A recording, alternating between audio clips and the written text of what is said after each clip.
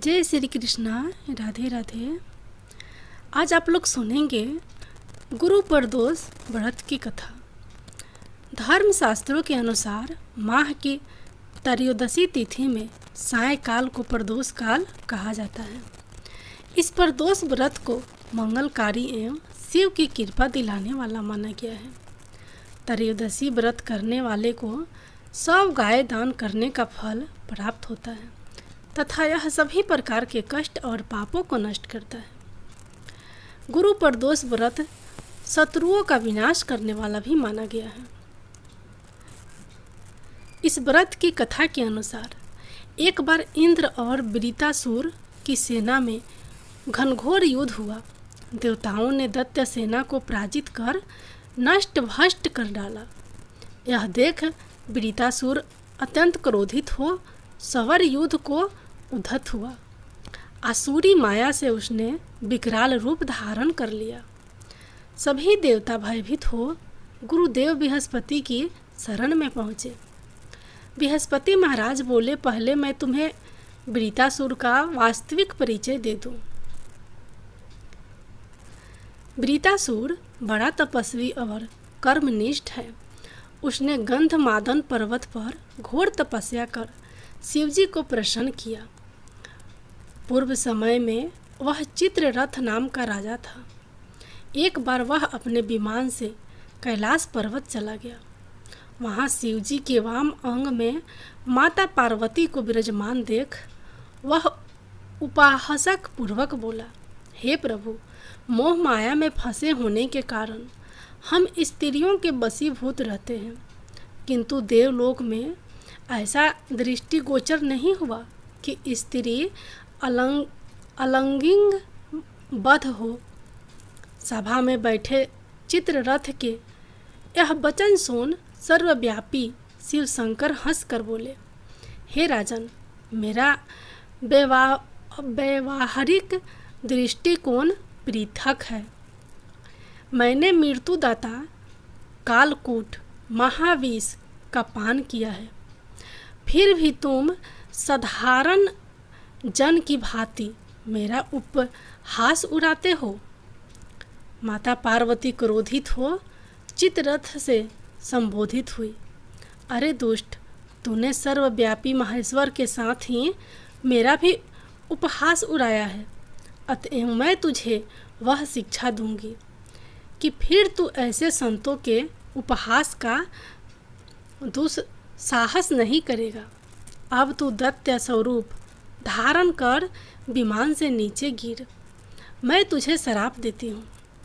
जगदम्बा भवानी के अभिशाप से चित्ररथ राक्षस योनि को प्राप्त हुआ और दवष्टा नामक ऋषि के श्रेष्ठ तप से उत्पन्न हुआ वृत्रासुर बना। गुरुदेव बृहस्पति आगे बोले, वृत्रासुर बाल्यकाल से ही शिव भक्त रहा। अतः हे इंद्र, तुम बृहस्पति प्रदोष व्रत कर शंकर भगवान को प्रसन्न करो। देवराज ने गुरुदेव की आज्ञा का पालन कर बृहस्पति प्रदोष व्रत किया। गुरु प्रदोष व्रत के प्रताप से इंद्र ने शीघ्र ही वृत्रासुर पर विजय प्राप्त कर ली और देवलोक में शांति छा गई। अतः प्रदोष व्रत हर शिव भक्त को अवश्य करना चाहिए। अब आप लोग सुनिए प्रदोष व्रत की दूसरी कथा। एक गांव में अति दीन ब्राह्मण निवास करता था। उसकी साध्वी स्त्री प्रदोष व्रत किया करती थी। उसे एक ही पुत्र रत्न था। एक समय की बात है, वह पुत्र गंगा स्नान करने के लिए गया। दुर्भाग्यवश मार्ग में चोरों ने उसे घेर लिया और वे कहने लगे कि हम तुम्हें मारेंगे नहीं, तुम अपने पिता के गुप्त धन के बारे में हमें बतला दो। बालक दीन भाव से कहने लगा कि बंधुओं, हम अत्यंत दुखी दीन हैं, हमारे पास धन कहाँ है। तब चोरों ने कहा कि तेरे इस पोटली में क्या बांधा है। बालक ने निसंकोच कहा कि मेरी माँ ने मेरे लिए रोटियां दी है। यह सुनकर चोरों ने अपने साथियों से कहा कि साथियों, यह बहुत ही दीन दुखी मनुष्य है, अतः हम किसी और को लूटेंगे। इतना कहकर चोरों ने उस बालक को जाने दिया।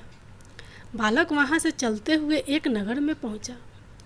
नगर के पास एक बरगद का पेड़ था। वह बालक उसी बरगद के वृक्ष की छाया में सो गया।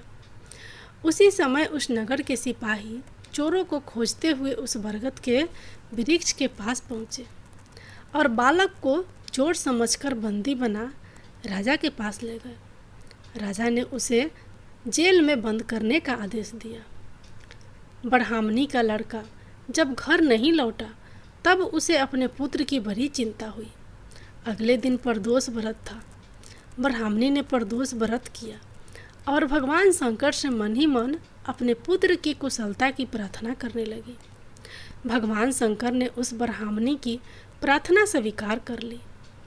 उसी रात भगवान शंकर ने उस राजा को सपने में आदेश दिया कि वह बालक चोर नहीं है, उसे प्रातः काल छोड़ दे, अन्यथा उसका सारा राज्य वैभव नष्ट हो जाएगा।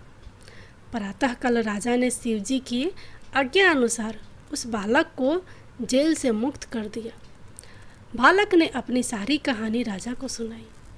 सारा वृत्तांत सुनकर राजा ने अपने सिपाहियों को उस बालक के घर भेजा और उसके माता पिता को राज दरबार में बुलाया। उसके माता पिता बहुत ही भयभीत थे। राजा ने उन्हें भयभीत देखकर कहा कि आप भयभीत ना हो, आपका बालक निर्दोष है। राजा ने ब्राह्मण को 5 गांव दान में दिए, जिससे कि वे सुखपूर्वक अपना जीवन व्यतीत कर सके। जय भोलेनाथ, जय माता पार्वती।